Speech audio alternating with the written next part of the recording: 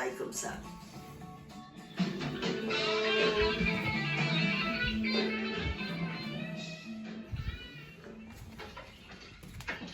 Hi, Viva.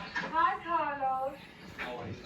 I brought you my car. Oh, Viva. Oh, nice to see you. Thank you so much for letting me stay here. Oh. Really beautiful. J'ai fait avec eux un film hippie hollywoodien, vraiment, qui s'appelle Lions, Love and Lies.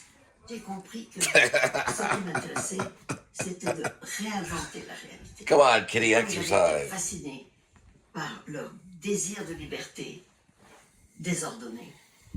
J'avais un film qui est en même temps désordonné et amusant, mais qui tient compte aussi de cette réalité de la télévision, qui était devenue si importante. Donc il y a 3 personnages et un poste de télévision. Et le poste, c'est comme une star, il est au milieu. On lui met un drapeau, on lui met des plumes. C'est-à-dire que j'ai essayé de comprendre le monde autour de moi. Je n'ai pas plus compris que tout le monde, hein, mais j'ai essayé de le comprendre d'une façon cinématographique. Behind every bush.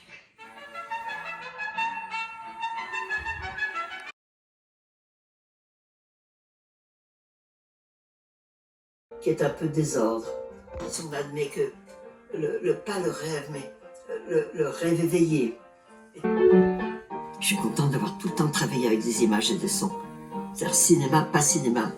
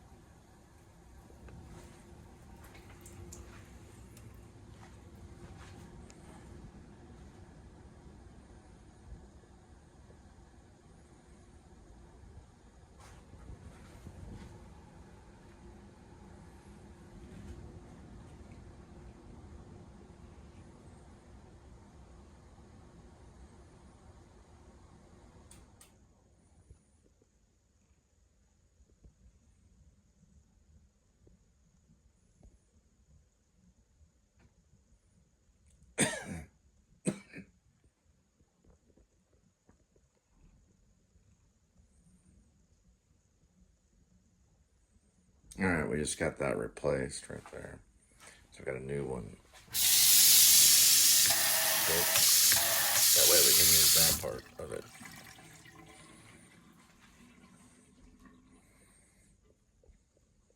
All right.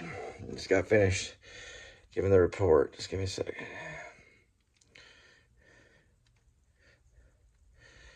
Okay. 2 hours and 17 minutes and 27 seconds and 52 milliseconds right there. There it is. So I went today. We'll get to the distance and all that stuff later. We'll be doing that more and more often. Summer hasn't come yet. What will we be in? Let's see, spring? I'm trying to think what it is. Yeah, spring's before summer, so relatively this is like when spring break is and stuff. Around roughly that time.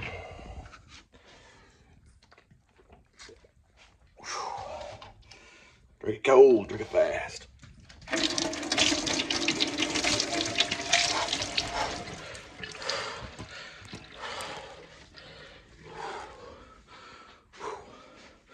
Whew.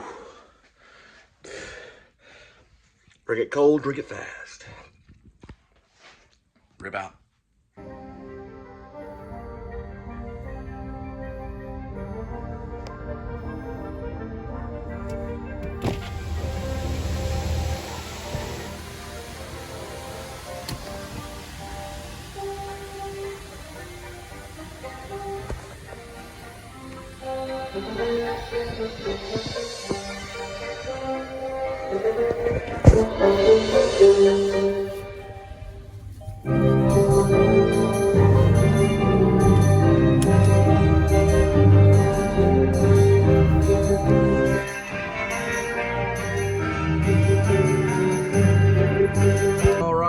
Outskirts of NAS JRB. It's a naval air station, joint reserve base, really what it is. It's a naval air station. There is the Blue Angels. It's a Hercules, also known as Fat Albert. It is a Blue Angel. It's a C-130. It can hold about 90 paratroopers. It could be a gunship or maritime. So maritime patrols where they patrol the ocean. Those are turboprop propellers. There's 4 of them. It can take off in a small area. So it could probably take off in a football field and land in a football field too, maybe. It could. Maybe a couple football fields, maybe. But those things are very useful to getting paratroopers where they need to go. They work with all the branches, mostly the Navy. They also work with the United States Marines. That one is for the Marines right there. It's a Blue Angel, so it's on display right next to this Pharm. I really don't know what that really is right there. That used to be like a farmer's market. Yeah, I know, you like the show. It's fine. Farmer's market is what that used to be.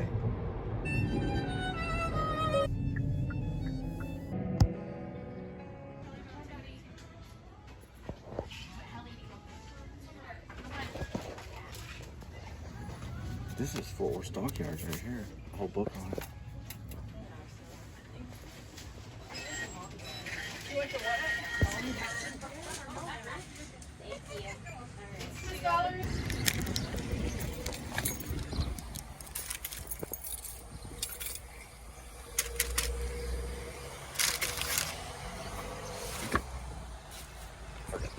Dog crap all over the place. Yeah, their medicine won't smell like dog crap. I got it mostly out of my shoe, my left shoe. Some Mexican let this dog run around.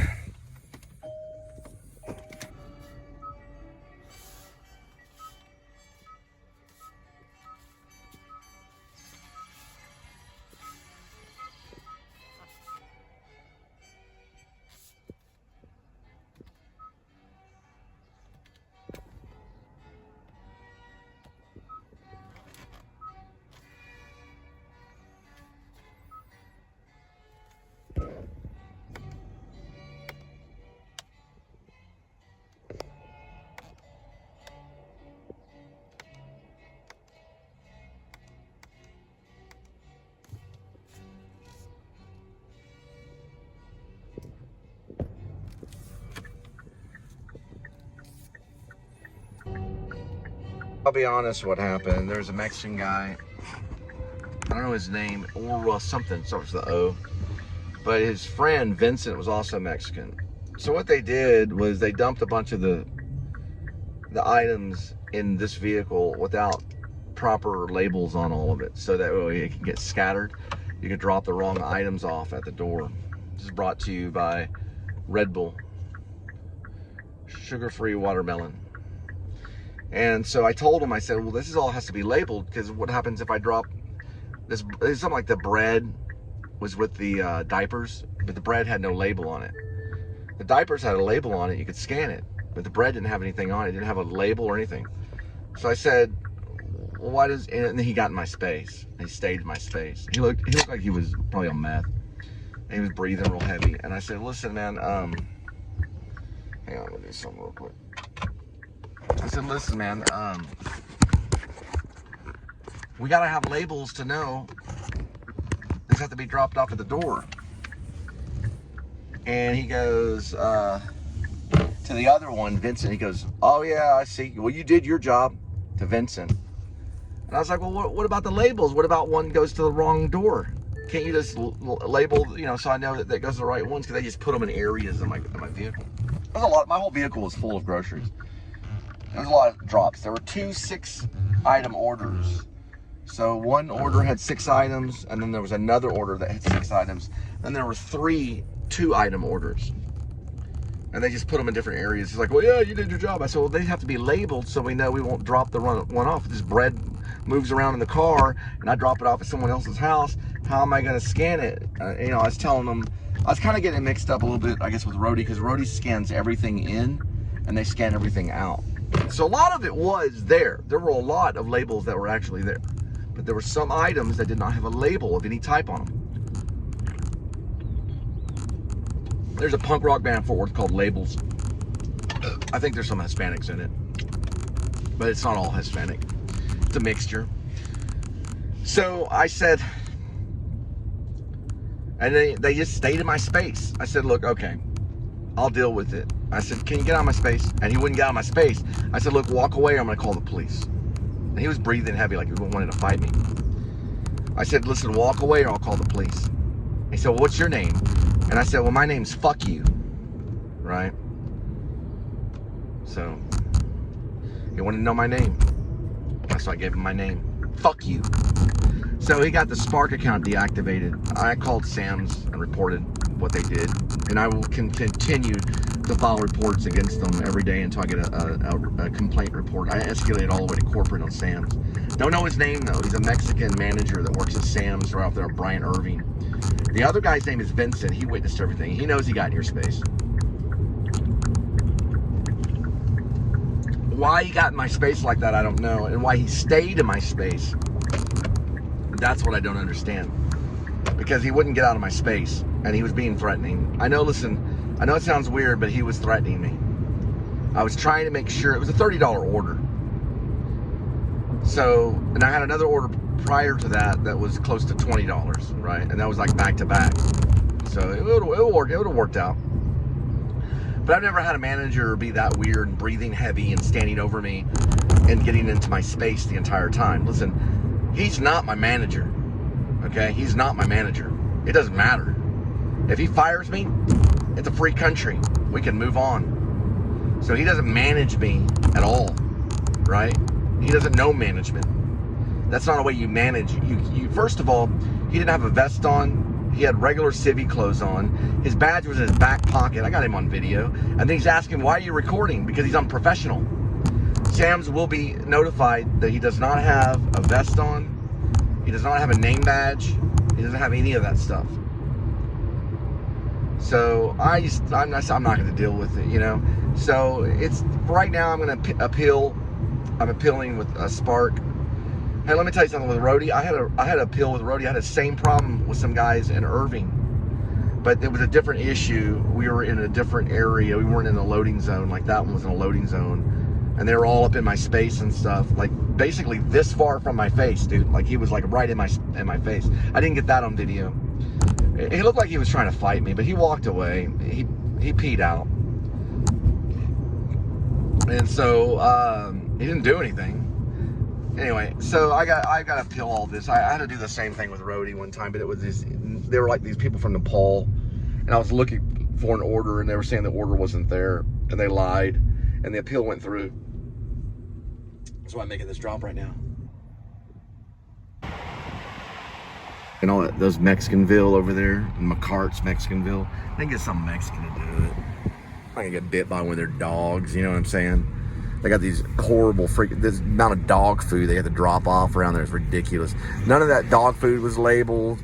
None of it was labeled at all. They just like, read my mind. Now, if it was a Mexican driver, and they looked on the thing and it said like Louise, whatever the Mexican driver would be, I don't know, what is the Mexican name?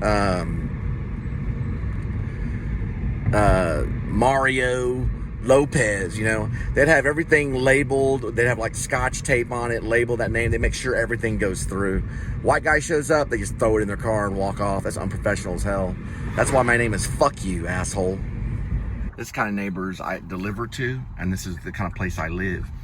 And if you come after me and you break through here, we get Popo to come in 5 minutes and knock you out of this existence. So I'll be living in one of these environments, probably in Virginia, near Washington, D.C. for a while. You come after me, boom, real quick. They'll come from the Overwatch that'll be around me all the time. The President of the United States has an Overwatch. Remember, we're going to be president for 4 major reasons. Faith, because we came here because of faith. Hope, love, and charity. We'll become a charitable nation because of love conquers all. And if you're a Mexican dealing weed, we're going to come into your home and remove you from your home and put you in prison. I don't care if you're a citizen or not. If you're dealing marijuana in my state or in any of the states, I will come into your home. It's a federal. It's against federal law to deal marijuana. It's against federal law to smoke marijuana in all 50 states. I will come into your home and remove you from your home and put you in prison. Probably you, Vincent, or if you don't stop hanging around that meth head at Sam's. I will come into his home and I'll rip him out of his home by his hair, right in front of his children, and I'll probably place his wife in handcuffs and his kids in handcuffs too, while we take him by SWAT. Then once he's taken in securely, then we'll release the handcuffs on everybody. You understand? Meow.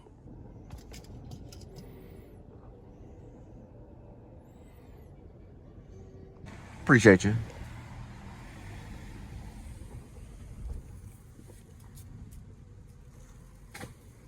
And they got high security there. Yeah, they do over here. The only Mexicans that live here are part of cartel. All the white people here are probably part of a software engineer company. They work for software engineer companies, and probably got a couple people in jewelry, people in the oil field, things like that. Probably mostly military or ex-military. That one's for sale right there. Yeah, one of those Mexicans, they took one of their dogs, made a poop right outside where I live, and I stepped in it. That's what happened when I walked into Vincent, the Mexican Vincent. They're like tattletales, little cockroaches. See, we're going right here. 9541. Little cockroaches. Big old tattletales. 9533 is that one. It's gonna be on the left-hand side right over here.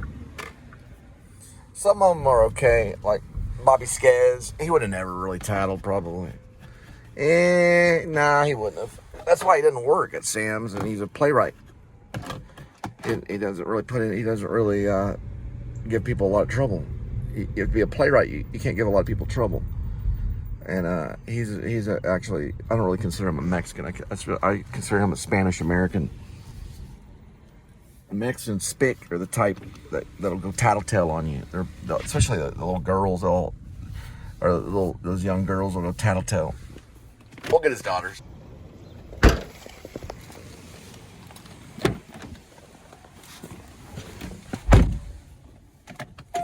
They're real nice.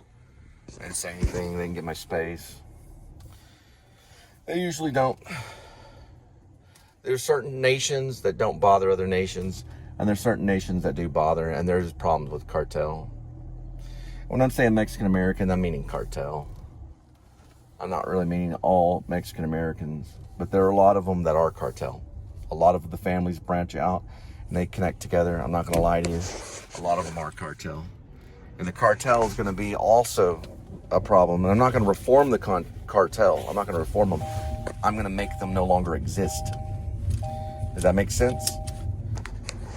So what I mean by the cartel is, I mean, if you're part of the cartel, I'm going to make you no longer exist. I was just going to take you away from your family. But we're going to get specialists, just like Benicio del Toro. He's going to be, I'm going to mention him. He's probably going to be a little mad at me. But I'm going to mention him in one of my speeches about going against the cartel. We're going to need men like him that will go in and basically knock out these big cartel members that are in Mexico. Meaning we'll make them no longer exist. You won't even hear about it. All of a sudden, the wife will wake up and the husband will no longer be there. He'll just no longer exist. And that's all I'm going to say. Now, Ronald Reagan said the same thing about having these super soldiers that were going to be like Rambo. And we got them. That's called the Navy SEAL. And Ronald Reagan was also fought against drugs by saying no to drugs. Say no to marijuana. That's how we start. We take this country back first. We say no to marijuana. No more trafficking. I'll come into your home and I'll remove you. And I'll put you in prison and you'll no longer exist. Not in society.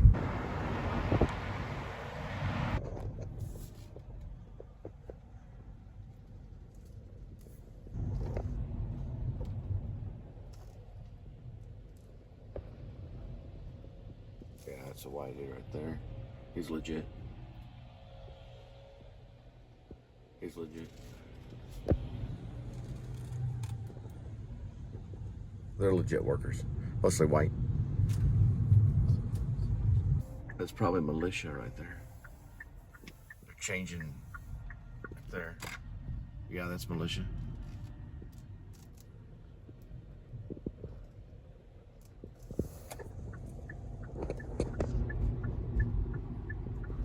Probably from the greater militia. We're not the greater militia though. We're actually just a unit. We're a fourth branch. We're completely independent. So we have no military ties, no cops, no ex-Navy, no ex-Army, no Air Force, we don't have any Army, we don't have any Army, Navy, Air Force, Marines, no ex-Marines, nothing like that. We will gain all of that eventually as a fourth unit. We're a fourth branch, but we're not any military tie. If you're a military tie, you can't talk to us at all. We're completely independent. We're a revolutionary independent branch.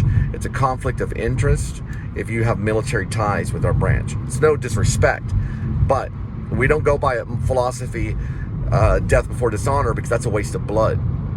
All right? So if you want to dishonor us, we'll just turn the other cheek. We'll get you half a mile away. Zip, right? We'll get you when you're not looking. We don't care about all the drama in the military. We do have our own people that investigate everything. And this is all from a fantasy novel known as Rib, parentheses, or Dog Night Out, close parentheses, dash, Shepherds of Alaska.